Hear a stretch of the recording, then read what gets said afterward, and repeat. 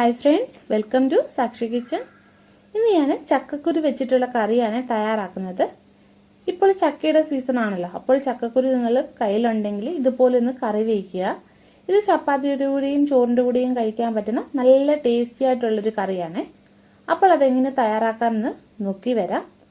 അതിനായിട്ട് ഞാനിവിടെ ചക്കക്കുരു തൊലി കളഞ്ഞ് എടുത്തിട്ടുണ്ട്. ഇത് ഞാൻ രണ്ടായിട്ട് കട്ട് ചെയ്തെടുത്തിട്ടുള്ളതാണ്. ഇത് 1 കപ്പോളം ചക്കക്കുരു ഉണ്ട്. ഇനി ഇതിൻ്റെ കറി തയ്യാറാക്കാം. അതിനായിട്ട് ഞാനൊരു ചട്ടി വെച്ച് ചൂടായിട്ടുണ്ട്. ഇനി ഇതിലേക്ക് ആവശ്യാനുസരണം വെളിച്ചെണ്ണ ഒഴിച്ചു കൊടുക്കാം. വെളിച്ചെണ്ണ ചൂടായി വന്നിട്ടുണ്ട്. ഇതിലേക്ക് കടുകിട്ട് നമുക്ക് പൊട്ടിച്ചെടുക്കാം. അപ്പോൾ കടുക് പൊട്ടി വന്നിട്ടുണ്ട്. ഇനിയും ചേർക്കേണ്ടത് വറ്റൽമുളകാണ്, അതും കൂടെ ചേർത്ത് കൊടുക്കാം. ഇനി നമുക്കിതിലേക്ക് സവാള അരിഞ്ഞത് ചേർക്കാം. ഇത് ഞാൻ 2 സവാള അരിഞ്ഞതും പിന്നെ ഒരു പച്ചമുളക് കീറിയതും എടുത്തിട്ടുണ്ട്.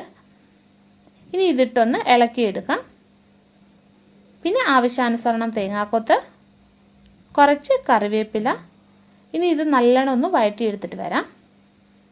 അപ്പോൾ സവാള വഴണ്ട് വന്നിട്ടുണ്ട്. ഇനി ഇതിലേക്ക് വേണ്ടത് 1/2 ടീസ്പൂണ് ഇഞ്ചിയും വെളുത്തുള്ളിയുടെ പേസ്റ്റാണ്, അതും കൂടി ചേർക്കാം. ഇനി ഇതിൻ്റെ പച്ചമണം നല്ലോണം ഒന്ന് മാറി കിട്ടണം. ഇനി ഇതിലേക്ക് ഒരു തക്കാളി അരിഞ്ഞത് നമുക്ക് ചേർത്ത് കൊടുക്കാം. ഇനി ഈ തക്കാളി നല്ലോണം ഒന്ന് വെന്തുടഞ്ഞ് വരട്ടെ. അപ്പോൾ തക്കാളി വഴണ്ട് വന്നിട്ടുണ്ട്. ഇനി ഇതിലേക്ക് മസാലപ്പൊടികൾ ചേർത്ത് കൊടുക്കാം. ആദ്യം 1/4 ടീസ്പൂണ് മഞ്ഞൾപ്പൊടി ചേർക്കാം. പിന്നെ വേണ്ടത് 1 ടീസ്പൂൺ ഫുള്ള് മല്ലിപ്പൊടിയാണ്. 1 ടീസ്പൂണ് മുളക് പൊടി. മുളക് പൊടിയൊക്കെ നിങ്ങളുടെ എരിവിനനുസരിച്ചിട്ട് ചേർത്ത് കൊടുക്കുക. പിന്നെ വേണ്ടത് 1/2 ടീസ്പൂണ് കുരുമുളക് പൊടി, 1/2 ടീസ്പൂണ് ഗരം മസാല. ഇനി ഈ പൊടികളുടെയൊക്കെ പച്ചമണം ഒന്ന് നല്ലോണം മാറി വരണം.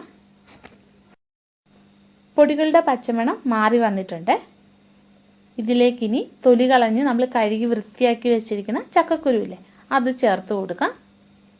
ഇത് 1 കപ്പ് ചക്കക്കുരുവാണ് ഞാൻ എടുത്തിരിക്കുന്നത്. ഇനി ഇതെല്ലാം കൂടി ഒന്ന് മിക്സ് ചെയ്യാം. ഇനി ഇതിലേക്ക് വേവാൻ ആവശ്യമായിട്ടുള്ള വെള്ളം ഒഴിച്ചു കൊടുക്കാം. നിങ്ങൾക്ക് എത്ര ഗ്രേവിയാണോ വേണ്ടത് അപ്പോൾ അതിനനുസരിച്ചിട്ടുള്ള വെള്ളം ചേർക്കുക. ഇനി ഇതിനാവശ്യമായ ഉപ്പ് ചേർക്കാം. ഇത് അടച്ച് വെച്ച് വേവിച്ചെടുക്കാം. കറി തിളച്ച് വരുമ്പോഴേ ഈ ഫ്ലെയിം ഒന്ന് കുറച്ച് വെച്ചിട്ട് ചക്കക്കുരു നല്ലോണം ഒന്ന് വേവിച്ചെടുക്കണേ. അപ്പോൾ ഈ കറി വെന്ത് വന്നിട്ടുണ്ടോ എന്ന് നോക്കാം. ചക്കക്കുരു നല്ലോണം വെന്ത് വന്നിട്ടുണ്ട്. ഇനി ഇതിൻ്റെ ഫ്ലെയിം നമുക്ക് ഓഫ് ചെയ്യാം. ഇനി ഇതിൻ്റെ മുകളിലേക്ക് കുറച്ച് കറിവേപ്പിലയും കൂടെ ഇട്ട് കൊടുക്കാം.